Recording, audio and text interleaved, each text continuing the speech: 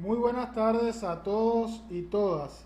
Ya tenemos la gran posibilidad y oportunidad de contar la tarde-noche de hoy según el uso horario que le compete a cada uno de ustedes con una de las actividades propias de nuestro Congreso CESPE 2024. En el evento que tiene que ver con investigación científica y tecnologías aplicadas a los cambios sociales, la gran oportunidad de contar con una invitada especial desde Nicaragua y desde la UNAM de Managua, a la estimada colega Cecilia María Teresa Costa, la docente y investigadora que trabaja en la Dirección de Ciencias Sociales y Jurídicas del Departamento de Ciencias Sociales y Políticas de la UNAM de Managua en Nicaragua, ha estado con nosotros en otros espacios, hablando precisamente de una temática que le apasiona y apasionante para todos nosotros como un enfoque metodológico aplicado a las ciencias de la educación y la pedagogía. Estamos hablando de etnografía educativa. Es licenciada en Letras por la Universidad Católica de Milán en Italia, becada en la Universidad de Turín, donde consiguió el doctorado en Ciencias de la Educación. Y además, esta estimada colega ha trabajado como docente e investigadora en la UNAM de Managua desde el año 2014. Se ha desempeñado como editora de la revista Raíces en el bienio 2016-2017 y como editora en la revista Humanismo y Cambio Social en el año 2018. Esta estimada colega trabaja sobre temas que abarcan la antropología de la educación, la pedagogía intercultural, el método etnográfico y la antropología visual, un ámbito de la etnografía de la educación donde ha publicado libros en varios capítulos y obras colectivas en idioma inglés, italiano y español. Con una amplia producción académica le damos el espacio a la colega que nos acompaña la tarde de hoy para hablarnos un poco de los enfoques metodológicos que tienen que ver con la etnografía educativa. Estimada Cecilia, bienvenida y buenas tardes, el espacio es todo suyo.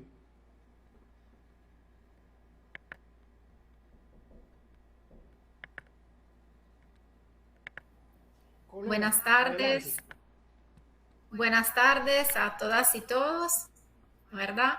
Un saludo fraterno desde la UNAM Managua, ¿verdad? Nicaragua.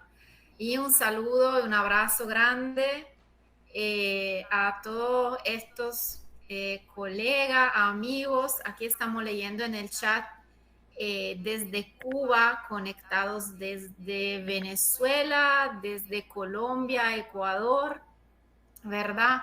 Entonces, un gusto y un placer estar con ustedes. La presentación es puntual porque creo que sea ¿verdad? Una gran oportunidad de que podamos compartir también ideas, reflexiones, a veces con una pregunta, a veces con un aporte, en el espacio de pregunta y respuesta. Así que voy a procurar ser breve. Yo les preparé algunas diapositivas y espero que la tecnología nos ayude porque tenemos también dos videitos, ¿verdad? Espero le guste. No sé si ese tema ya lo conocen, si están familiarizados. Quizá voy a decir algunas cosas que ya la sabemos, pues. Así que en cualquier momento quieran pues decir algo, interrumpir o aportar, ahí solo nos avisan.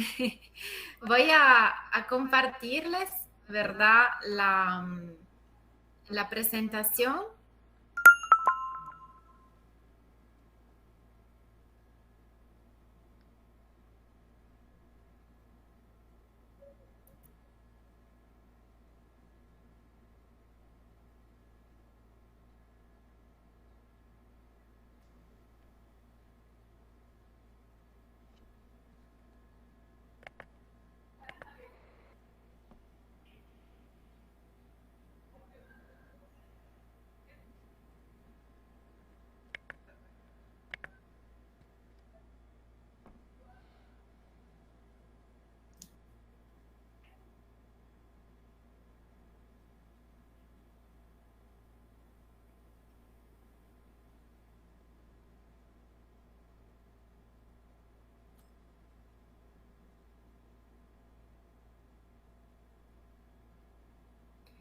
Creo que está cargando. Me avisan si la pueden apreciar.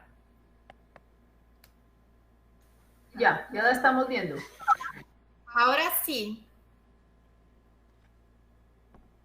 Ahora sí.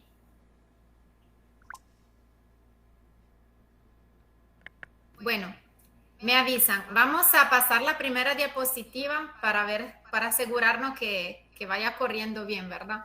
Bueno, me pidieron preparar algo sobre etnografía educativa, enfoques teóricos y metodologías para la práctica.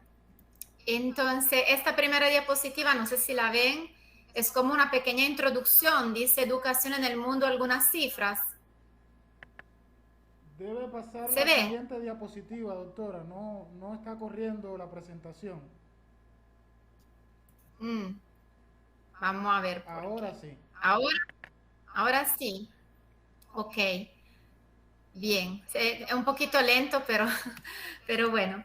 Entonces, miren, yo estaba pensando en un espacio para compartir con ustedes, estaba buscando algunos datos y me llamó la atención, ¿verdad? Un dato de este año de UNESCO que afirma que a mitad de camino hacia 2030, estamos prácticamente a mitad de ese camino, se desconocen los niveles de aprendizaje de más de 500 millones de niños. Es un dato de una nota de prensa de UNESCO de cara a un encuentro que ellos sostuvieron sobre estadística a nivel mundial y me llamó la atención porque hay un primer problema, ¿no? O sea, en muchos países del mundo, ¿verdad? Martirizado por el despojo, por la guerra, por mucha intervención y agresiones, muchos de estos estados se encuentran en África subsahariana, ¿verdad? Faltan datos que nos digan si los niños están aprendiendo. Es un primer dato que me llamó la atención. El otro es que a escala mundial el número de niños sin escolarizar ha aumentado en 6 millones desde 2021 y asciende a 250 millones. El dato que encontré del 2023, ¿verdad? Del año pasado. Y otra afirmación otro dato que me llamó la atención es que deberíamos escolarizar a un niño cada 2 segundos de aquí a la 2030, ¿verdad? Para cumplir con lo de ese número 4. Y en el periodo que va del 2015 al 2023, hemos, digamos, el porcentaje de niños y niñas que finalizaron la educación primaria ha aumentado del 3%. Y UNESCO en ese informe del 2023 decía que realmente ese menos 3% es algo muy, muy lento. O sea, estamos avanzando, pero de forma demasiado lenta. Ahora, nosotros sabemos, sin embargo, que hay proyectos, ¿verdad? Desde otro paradigma, ¿verdad? Que no el paradigma capitalista, sino un paradigma más humano, más solidario, donde el ser humano está al centro, ¿verdad? Con su derecho. Entonces, nuestra realidad en países como Cuba, como Nicaragua, como Venezuela, ¿verdad? Se configura como digamos, un proyecto contrahegemónico. Nosotros aquí le vamos a presentar una pequeña contextualización porque la primera cosa que consideramos, no sé cómo lo ven ustedes, sería bueno luego debatirlo, la primera cosa importante para una etnografía de la educación es situar el punto de vista, a mi parecer, o sea, situar desde dónde estamos hablando, desde dónde estamos investigando, desde dónde llega nuestra voz, porque se trata de contextualizar el relato etnográfico. La metodología etnográfica, el método etnográfico lo ubicamos dentro del enfoque cualitativo, ¿verdad? Dentro del enfoque cualitativo, y entonces es importante que esta voz del investigador y las voces de los protagonistas de la investigación etnográfica la ubiquemos en el espacio y en el tiempo. Nosotros desde 2007, ¿verdad? Nos ubicamos en un proceso de transformación evolutiva de la educación en Nicaragua, ¿verdad? En el marco de la segunda etapa de la Revolución Popular Sandinista. Y quise elegir una fotografía de una de las muchísimas escuelas, ahorita llegan los datos, que se ha venido construyendo y de la mucha otra que se han venido, ¿verdad? Dignificando. Entonces, nuestra realidad, desde donde estamos trabajando, es una realidad que si comparamos el 2006, que fue el último año donde el presupuesto general de la República, ¿verdad? Lo teníamos en una etapa neoliberal, que fueron realmente 16 años. Si nos ubicamos en 2007 hasta 2020, observamos que la inversión en educación ha crecido del 381%. El país que el Gobierno de Reconciliación y Unidad Nacional hereda en 2007 es un país donde los niños no tenían prácticamente lugares adecuados para estudiar, tenían que buscar el pupitre, de no encontrarlo, se sentaban en el piso, gotera en la aula, privatización de la educación, por lo cual solo las personas que podían y contaban con recursos podían estudiar, por lo cual llegar a completar primaria era todo un reto, y no hablemos de secundaria y de universidad. Desde el espacio de movimiento gremial y movimiento estudiantil se defendió en la calle el derecho a la educación superior, se logró defender el 6% constitucional, que fue la base, ¿verdad?, de que permitió que no desapareciera la universidad pública, mientras que todo lo que fue educación primaria, educación inicial y secundaria sufrió un impacto muy grande de procesos de privatización. Sin embargo, con el regreso, ¿verdad?, del Frente Sandinista a la conducción del país, entre 2007 y 2020 tenemos otra vez, ¿verdad?, una restitución del derecho a la educación. Entre el periodo 2007-2020 se entregaron más de 5 millones de paquetes escolares, se construyeron, repararon, ampliaron y dignificaron 35.393 escuelas, con una nueva plaza que equivale al 29.5% más de plaza docente. Y si el presupuesto en 2023, ¿verdad?, ya era muy grande, este año el sistema educativo público tiene asignado, ¿verdad?, 26.027 millones de Córdoba, lo cual significa, ¿verdad?, que tenemos un 13,7% más con respecto al monto aprobado en Presupuesto General de la República del 2023. Esos datos, aparte de la Asamblea Nacional, ¿verdad?, de 2024, los datos que le estaba compartiendo hacen parte de un documento que lo ven aquí, un documento técnico que se llama Plan Nacional de Lucha contra la Pobreza y para el Desarrollo Humano 2022-2026, donde tenemos también toda la perspectiva de lo que nos falta para llegar a 2026, ¿verdad? No es solo de infraestructura, yo aquí no puedo, ¿verdad?, hablar demasiado de la parte de introducción, sino luego falta espacio para hablar de otros temas, pero no es solo infraestructura. Lo que se trata es también una formación docente.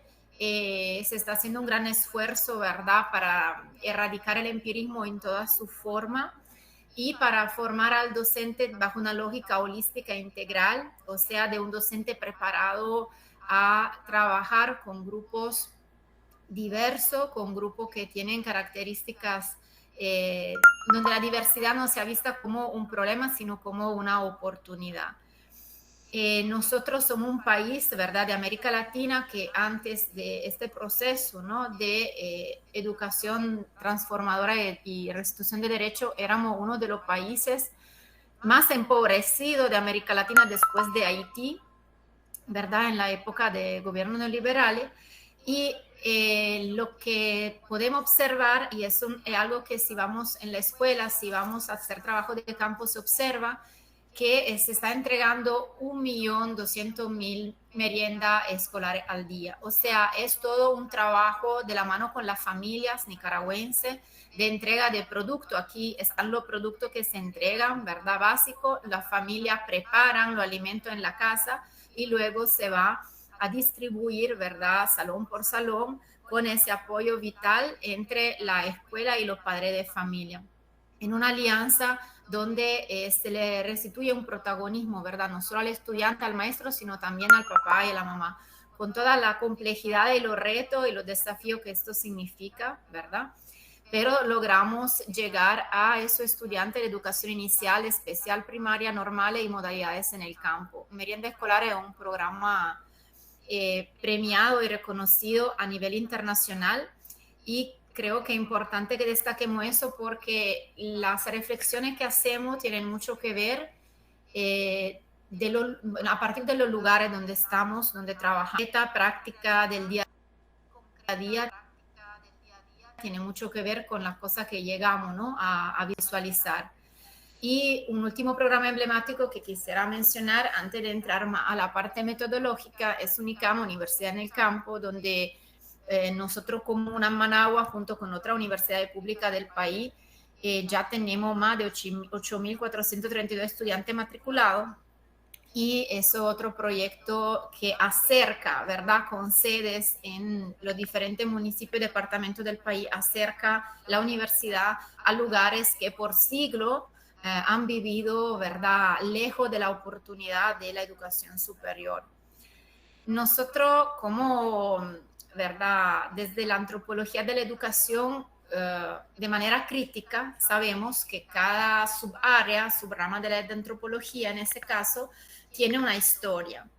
Y esta historia es importante que la sepamos leer de una forma quizás un poco crítica, ¿no? La antropología de por sí es una disciplina que tiene sus raíces, ¿verdad?, a mediados del siglo XIX, son raíces coloniales. Nosotros sabemos que los antropólogos estaban pues a servicio, ¿no?, sobre todo lo primero al servicio, incluido en estas misiones y al servicio de los imperios, de la potencia colonialista ¿verdad?, de Europa. Y sin embargo la disciplina a lo largo de más de un siglo ya de trabajo se ha venido cuestionando, se ha venido, yo creo, descolonizando. Claro, el trabajo es largo, es lento, pero hay todo una gran sensibilidad en ese sentido. ¿Qué decirles? La antropología de la educación, nosotros sabemos que como subrama autónoma, o sea, aunque siempre la educación ha interesado, ¿verdad?, al antropólogo, pero como rama autónoma se va configurando alrededor de 1950 en los Estados Unidos. Luego se va, obviamente, en otra década desarrollando en otros países europeos. Sin embargo, ya a partir de los años 70, 90 y hoy, podríamos decir que en todo los continentes y en muchísimos países existen antropólogas y antropólogos que trabajan de manera muy interesante el tema de la educación. Bueno, con un enfoque, ¿no? Eso yo creo que hay que reconocerlo, con un enfoque interesante, porque buscando como uno de los elementos clave la justicia social. Ahora, creo que sabemos, ¿verdad?, que la etnografía tiene dos pilares. Uno es el verbo observar, el otro el verbo escuchar. Y entonces espero que la tecnología me apoye, porque yo le tengo dos videitos. Uno sobre el tema de observar, observación participante, luego lo vamos a aterrizar, y el otro sobre escuchar. Entonces, vamos a ver aquí si se puede ver el primero. Me avisan si se puede. Vamos a ver. Voy a detener y abrir ya el enlace que está listo. Ya lo tenemos listo aquí.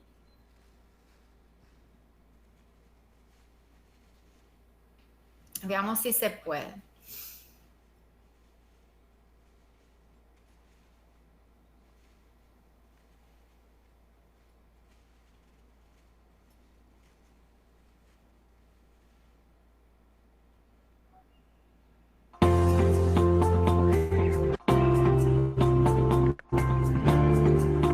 Bueno, mi nombre es Yelba Sebastiana Moraga Hernández, soy estudiante de UNICAM, estudio en la sede de MUA en Chontales, Ingeniería en Desarrollo Sostenible Rural.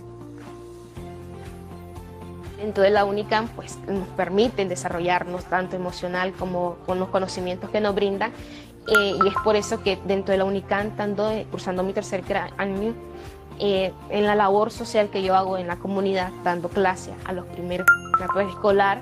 Entonces, en esta escuelita que se llama Santa Marta, decidimos, pues, establecer un huerto, poniendo en práctica las técnicas que me brindaron en la UNICAM. Y es así que se logra producir en este huerto, y la escuela, en el NER, o sea, en el conjunto de escuelas que conforman el NER, se lleva el primer lugar. ¿Qué suena de primero? ¿Cuál es la letra que suena primero? Unicamp pues está cerca y es un programa que te ayuda a que tú hagas realidad tu sueño, a que la universidad llegue cerca a la puerta de tu casa, podemos decir, que solo es la disponibilidad como jóvenes de ir y asistir y poner nuestros conocimientos y el empeño y el amor para poder lograr la carrera que nosotros optemos dentro de Unicamp. Pues la meta o el consejo es, la idea es que cada joven que mire o con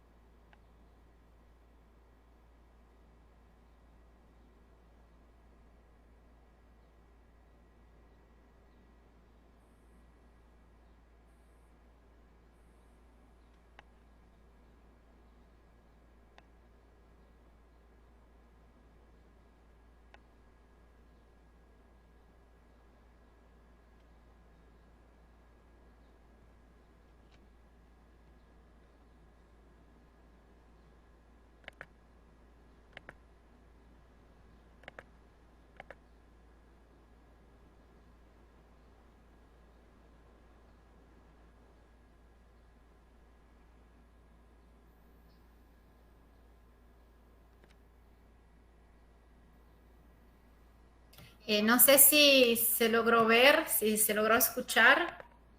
Lo vimos y lo escuchamos perfectamente. Ah, ok, bien, me alegra.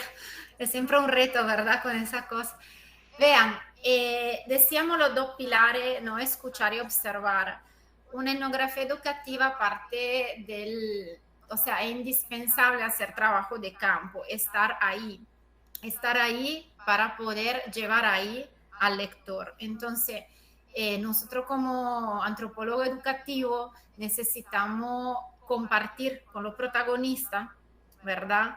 Con los protagonistas de la investigación, sus tiempos, su espacio, su experiencia, su rutina. Y cuando vemos estos niños, ¿verdad? Que llegan a clase, ahí tenemos pues lanchita, pero vemos niños que llegan en pipante, otros pues en caballo. O sea, todo lo que es educación rural. Y yo elegí ese video porque son los retos grandes que todavía tenemos en los cascos urbanos, obviamente en las ciudades, o lo sabemos todos, en América Latina es súper más sencillo, ¿verdad? Hay muchas cosas fluyen, son ya más sencillas. Esa vida cotidiana de la gente, esa vida cotidiana de los protagonistas, nosotros necesitamos observarla, necesitamos para observarla vivirla, o sea, estar ahí con la gente, hacer trabajo en el terreno. Y una cualidad muy importante, entonces, se trata de poder describir. Es necesario para etnografía tener nuestro diario de campo y tener este deseo de describir lo que estamos viendo.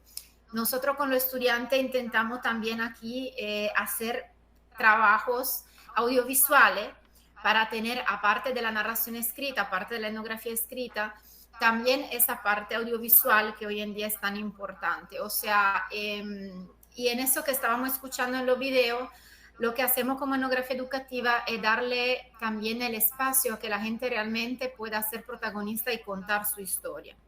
Es muy importante eso porque si bien es cierto que la entrevista cualitativa de por sí nos permite este acercamiento, la entrevista etnográfica, que tiene un formato más abierto y más flexible, donde se le da bastante libertad al interlocutor de también proponer temas que son parte de su agenda en este momento, de sus prioridades, eso nos da un gran aporte. Yo quería también que ustedes vieran una cosa importantísima, la gente en su realidad. Esto es como no tiene verdad, no tiene, en cierta medida, no se puede comparar con nada más, porque voy a ver si logro regresar a eso. A ver si se ve, esperemos que se pueda ver. Sí se está cargando. ¿Qué es lo que necesitamos? Son largos tiempos de permanencia e interacción, competencia en la lengua, sobre todo si trabajamos con pueblo indígena, afrooriginario, minorías o migrantes, o sea, personas cuya lengua materna no es el español o el portugués, dependiendo, ¿verdad?, de nuestra realidad. Empatía y una perspectiva holística, ¿verdad? Elsie Rockwell, que es una etnógrafa reconocida en el ámbito internacional y sobre todo pues, en México, ella considera que tenemos 5 criterios indispensables para realizar una etnografía y ahí están. No, o sea, todo criterio excluye otro, pero me parece interesante su punto de vista.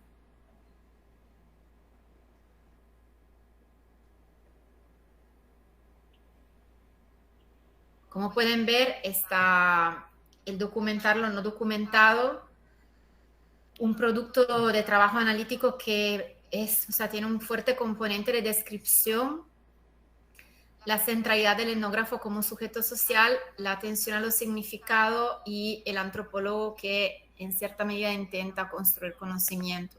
La atención a los significados, bueno, es importantísima porque realmente una de las muchísimas definiciones que existen de cultura es red de significado. Ahora, cuando nosotros leemos etnografía, permítanme que tengo que abrir.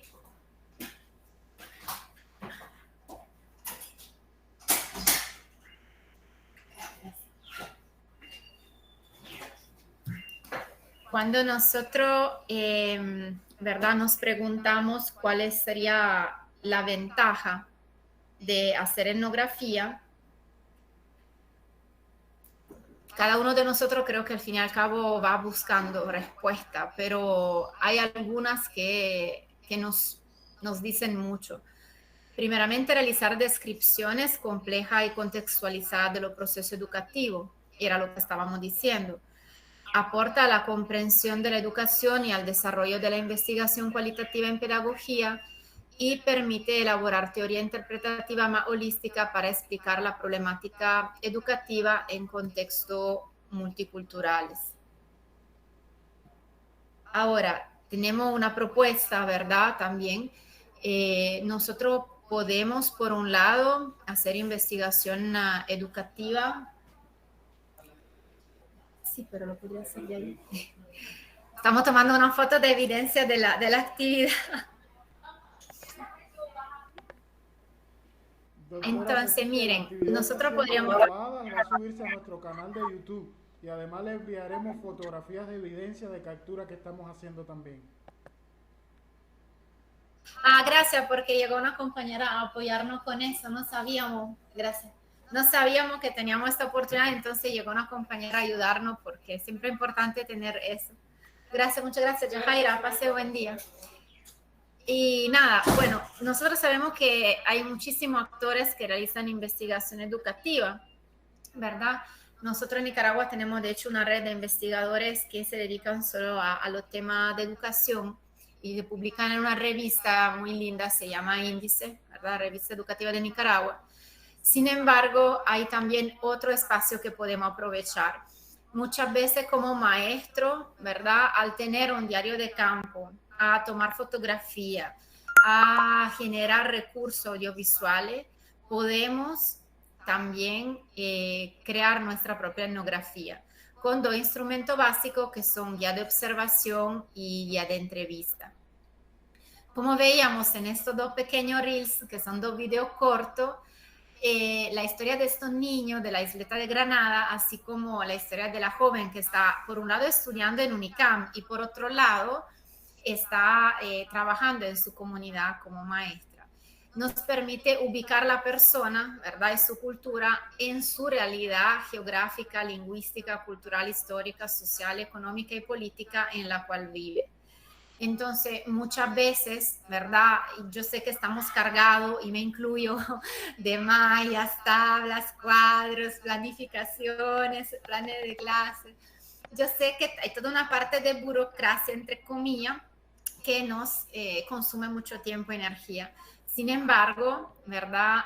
La oportunidad que tenemos de conocer mejor los ámbitos donde nosotros nos desempeñamos, pero también otro ámbito que pueden interesarnos, ¿verdad? Para profundizar, para estudiar, para comprender mejor la problemática y los desafíos. Porque nosotros creo que si estamos aquí es porque estamos muy enamorados todos, ¿verdad? De los temas educativos, pero sabemos como maestro y en algunos casos sabemos que realmente hay un montón de cosas en la vida real que nos desafían y nos retan, ¿verdad? Porque eso de la educación obviamente es algo que tiene que ver con personas, tiene que ver con un sinnúmero de fenómenos, un sinnúmero de cosas que nos afectan, nos importan, pero también nos mueven el piso. Finalmente, compartirle que en la experiencia nuestra desde Nicaragua, donde los recursos, ¿verdad? A veces para investigar no son quizá todos los recursos que quisiéramos tener, pero y se intenta hacer mucho, ¿verdad? Con poco, consideramos importante triangular. O sea, aparte de la entrevista etnográfica y la observación que genera la descripción etnográfica, consideramos que los datos cuantitativos que puede arrojar una encuesta, ¿verdad? Los datos cualitativos que pueden surgir de talleres, grupos focales, en algunos casos el perfil, ¿no? O sea, ahí tenemos con el video, con el reel, un pequeño perfil biográfico, pero en algunos casos vale la pena dar el salto y pasar a historia de vida. Eso también lo podemos combinar. Y una cosa que yo hago muchísimo con mi estudiante, nosotros analizamos también contenido de redes sociales. ¿Por qué? Porque muchas veces lo que está en las redes realmente está también en la mente de los pueblos. Entonces es importante, claro, seleccionamos adecuadamente el contenido, pero intentamos, ¿verdad? A través de análisis de material audiovisual, ver también no solo lo que se mueve, ¿no? en el mundo, podríamos decir, real, sino también lo que se mueve en el mundo virtual. Y claro, la ventaja de trabajar el tema educativo es que en la escuela o en los colegios tenemos los archivos, tenemos un sinnúmero de documentos que pueden apoyarnos. Vamos un poco pasando ya a otro tema para cerrar y dar un espacio prudente para que intercambiemos, veamos cuáles son los puntos de vista, los sentires, ¿verdad? Aquí somos de muchísimos países, me imagino con cosas muy diferentes. Estamos dando una clase en línea con estudiantes de Brasil en un intercambio y ella, por ejemplo, me decía que ellos etnografía desde Brasil lo hacen con otra característica, lo trabajan con peculiaridades muy propias de ellos. Una cosa que a mí me gusta muchísimo es un cuento breve, ¿no? Creo que de Borges, creo que lo conocemos, ¿verdad? Y asumir que el etnógrafo realmente es imperfecto. O sea, la práctica etnográfica nos puede acercar parcialmente a la experiencia vivida, ¿no? Porque realmente es la cuestión de cultura, o sea, la experiencia de vivir cultura es siempre más compleja de su representación. Hay temas interesantes que por ahí están, ¿verdad? Se está publicando en América Latina, muchas veces sobre el papel del Estado, sobre historia de vida de maestro, desigualdad social y educativa, todo el tema de escolarización de migrantes en los países que reciben, ¿verdad? Y escolarización de jóvenes de pueblo originario afrodescendiente. Hay toda una parte sobre oralidad, escritura, todo un cuestionamiento sobre educación intercultural bilingüe. Hay toda una serie de estudios también que trabajan sobre quiénes son los protagonistas de los procesos educativos. Entonces analizan bien esa característica de estudiantes, padres de familia, directores, supervisores. Hay toda una otra línea de investigadores que trabajan sobre la práctica docente. Entonces, ¿qué significa, no? Ser maestro, una identidad, ¿no? Del ser maestro y hacer, ¿no? Hacer la cosa como maestro. Y otros que trabajan más la dimensión cultural de los fenómenos educativos. Y bueno, hay toda una línea sobre construcción mediática de los migrantes como otros. Y bueno, eso tiene mucho que ver con los países grandes de América del Sur que reciben, y también de México, ¿verdad? Al norte, norte y sur, que reciben flujo migratorio muy, muy importante, y eso se refleja no solo en la parte sociocultural muchas veces, ¿verdad? De esas ciudades enormes, sino también en la aula de clase de estos lugares. Miren, yo no agregaría nada más para no cansarlos y más bien para poder conversar. No sé cuánto tiempo nos van a permitir, cuestionarnos, hacernos preguntas, poner muchas cosas en tela de juicio. Yo me siento muy privilegiada, ¿verdad?, de poder hablar con ustedes desde Nicaragua, porque creo que veíamos los datos al inicio y tenemos en el mundo muchos países donde la educación, más que un reto, es un sueño, ¿no? Tenemos países en este momento agredidos, tenemos pues obviamente nuestro ojo y nuestro corazón, pues, ¿verdad?, empatizando con pueblos sufridos como Palestina.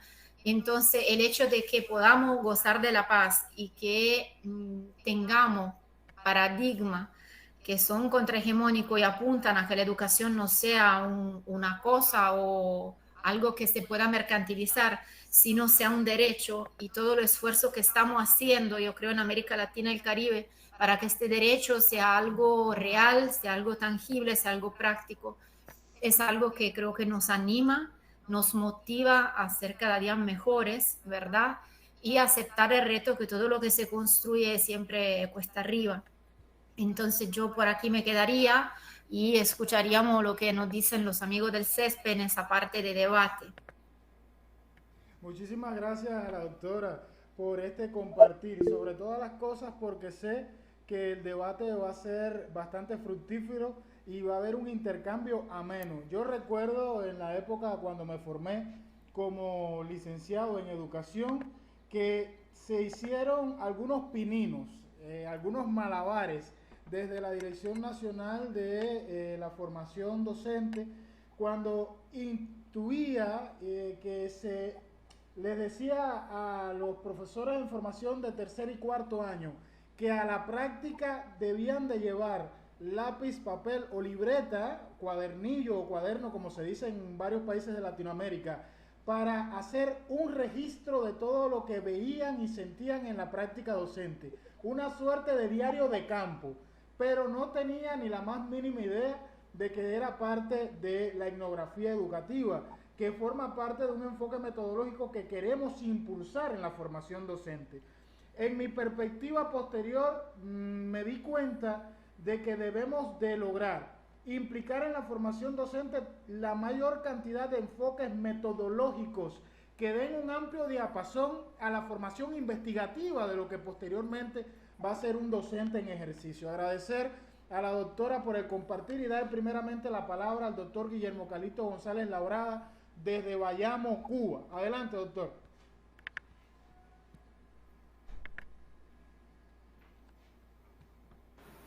Muy buenas tardes o muy buenas noches, en dependencia de el lugar de la residencia de los presentes en esta sala virtual.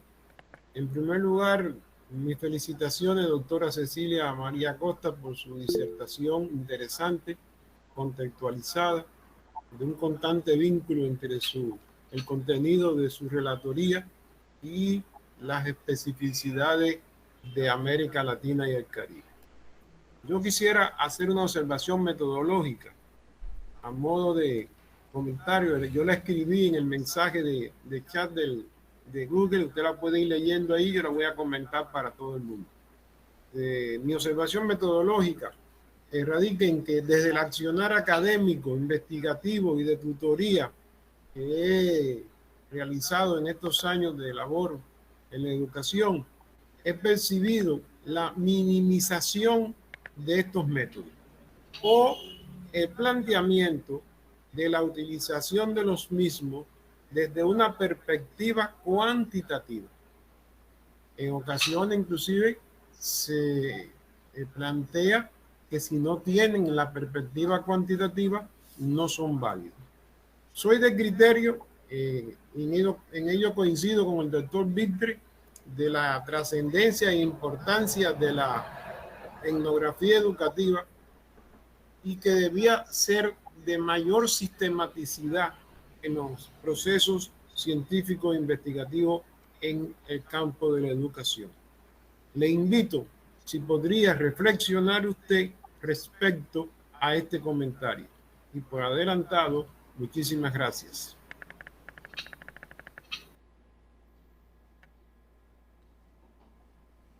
Sí, bueno, doctor Calixto, bueno, muchas gracias.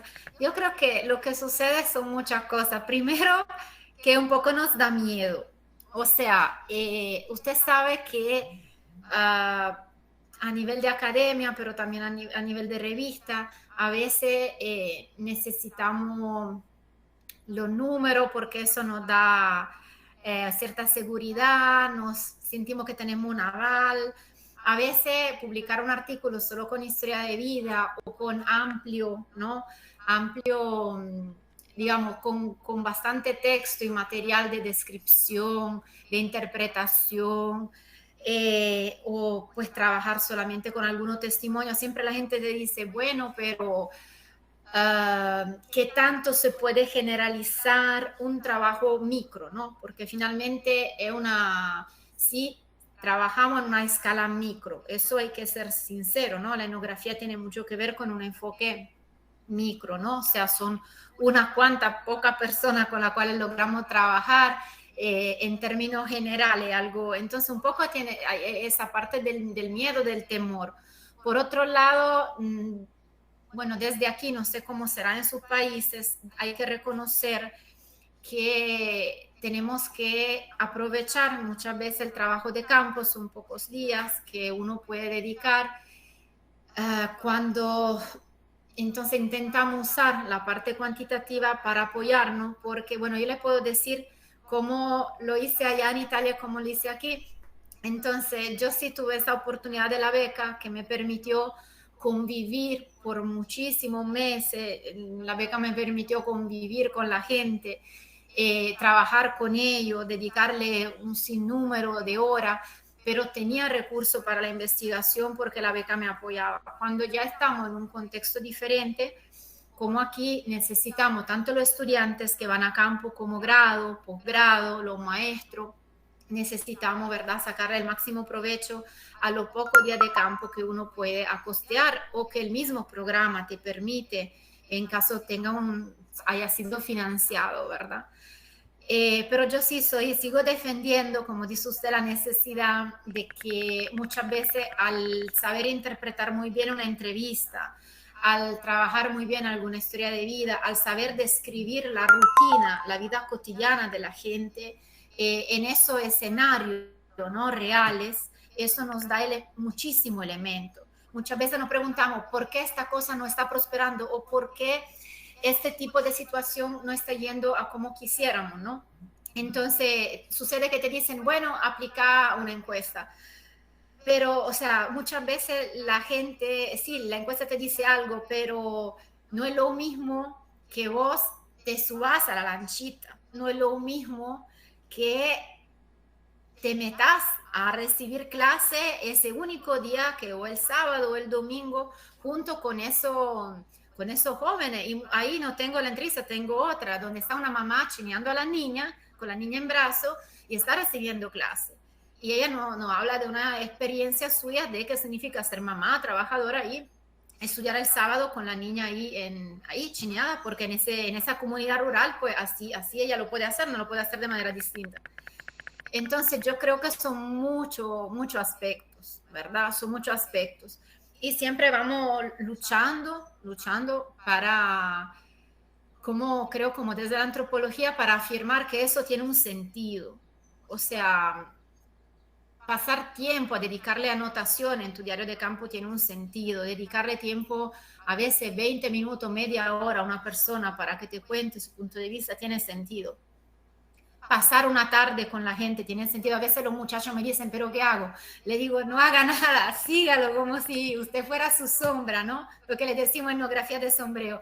Profe, pero he cansado. Sí, por eso tiene usted que cansarse, porque me dicen qué bonita la economía familiar y comunitaria, sí, pero el señor que depende de ese, ¿verdad?, carrito de esquimo que es helado y que lo va, ¿verdad?, empujando todo el día bajo el sol.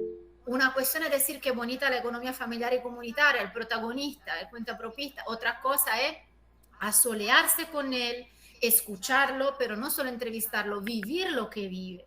Entonces nosotros, bueno, yo desde el acompañamiento que le damos a la práctica de los estudiantes, lo invitamos a eso, a no limitarse solo a una breve encuesta, a llenar un formulario, un cuestionario, una entrevista de 5 minutos, no, porque muchas veces tenés que vivir en carne propia lo que significa, ¿no? Lo duro que es, lo difícil. O sea, en cierto colegio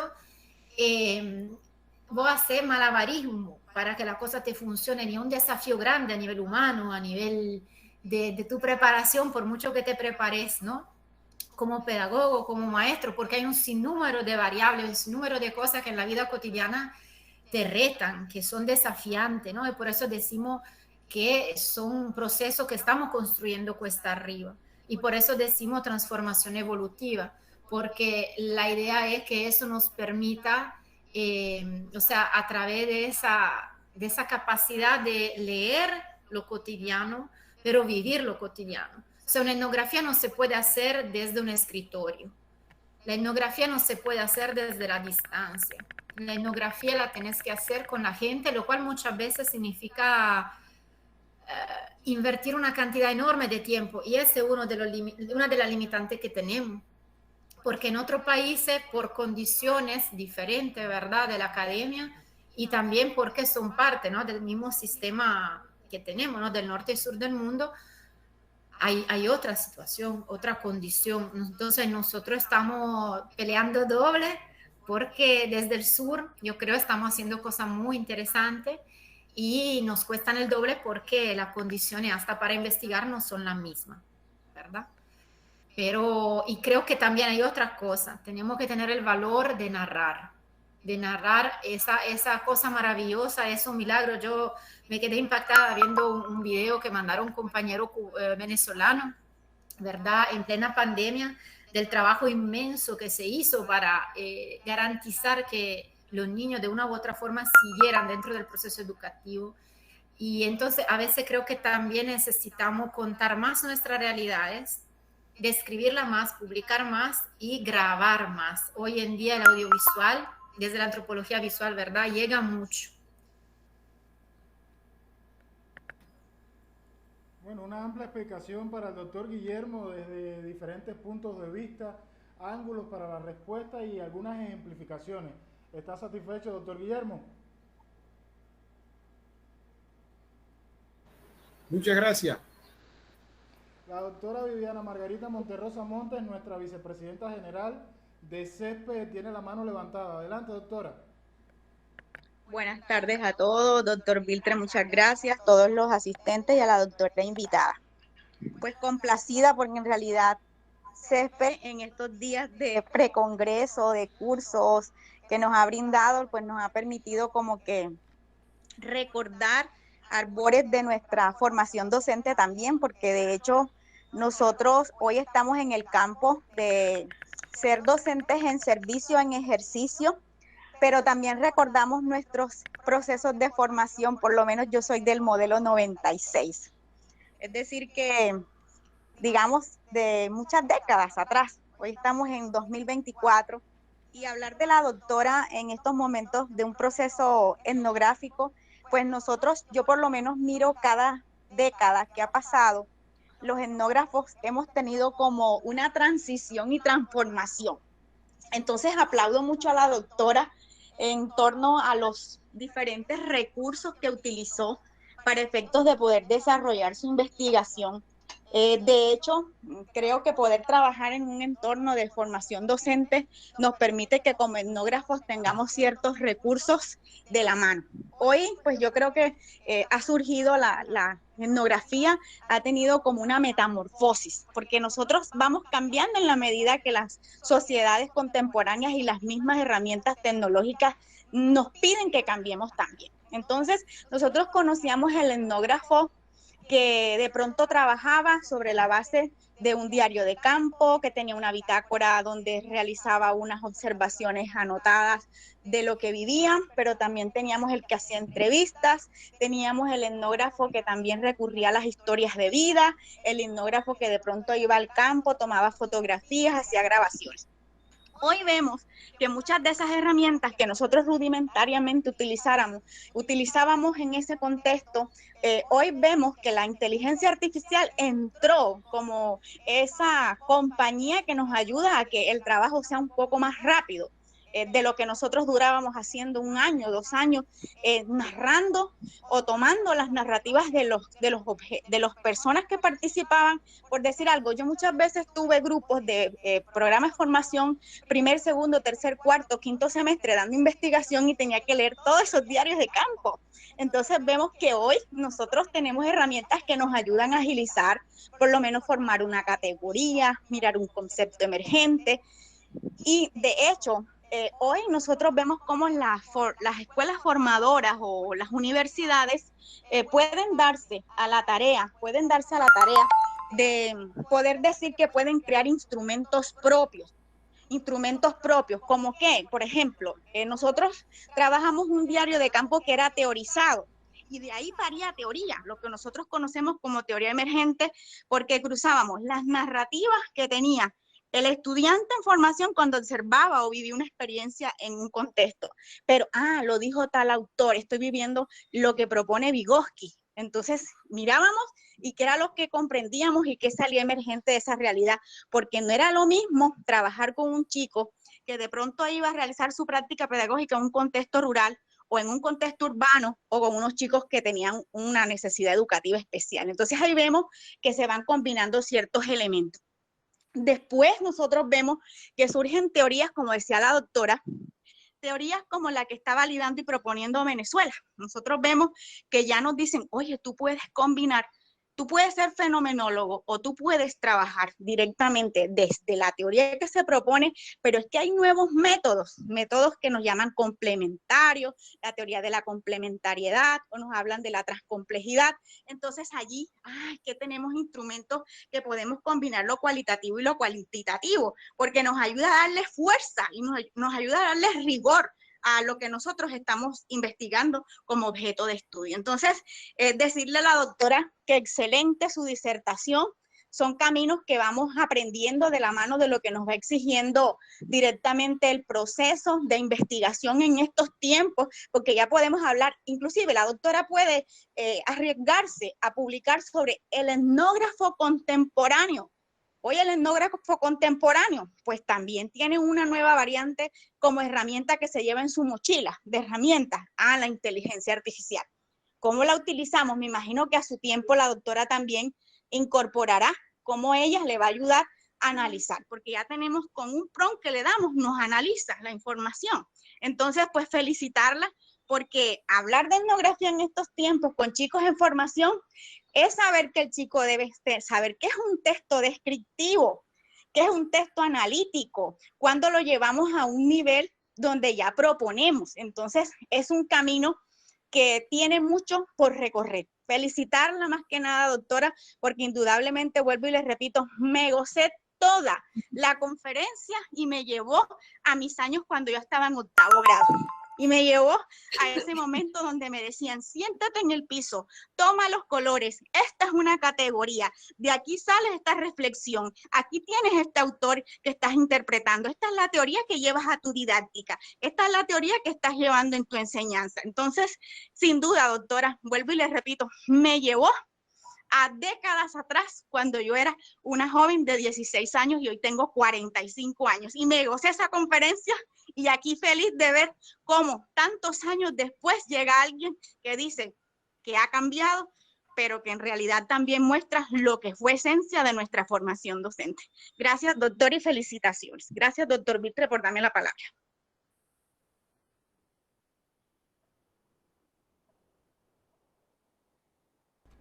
El placer es nuestro por escucharla, Viviana. Claro que sí, la doctora Cecilia María debe estar llena de júbilo y gozo también por ver cuántos colegas y cuántos países se han unido a esta actividad presencia desde Venezuela, Costa Rica, Bolivia, Perú, Angola, Cuba, por supuesto, Nicaragua, Colombia,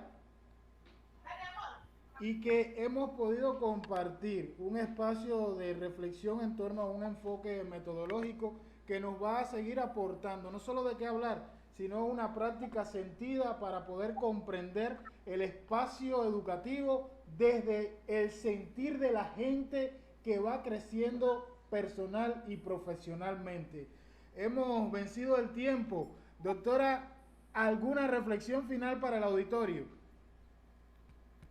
Nada, yo diría solamente que muchas gracias y queda mucho, bueno, siempre tenemos muchas cosas que aprender, sobre todo porque en cada país hay 1.000.000 de realidades diferentes. Así que esperemos poder seguir en contacto y seguir también escuchando otro punto de vista, otra experiencia. Y qué lindo que muchas personas en el mundo pues coincidimos con eso, que tuvimos mucha suerte en coincidir hoy. Muchos mensajes de felicitación y agradecimiento. Bueno, veo que se han unido colegas de otros países, Ecuador, Argentina, ya casi en las postrimerías de la actividad. La grabación estará disponible en nuestro grupo de WhatsApp y canal de YouTube para el día de mañana temprano. No duden en poder acceder y suscribirse porque todas las actividades van a estar grabadas y disponibles para toda la comunidad cespetina y externo. Un abrazo fraterno y nos seguimos encontrando en este espacio del Congreso CESPE 2024. Felicidades y muchas gracias, doctora, por acceder a la invitación desde la UNAM Managua. Gracias, un abrazo grande. Se cuidan.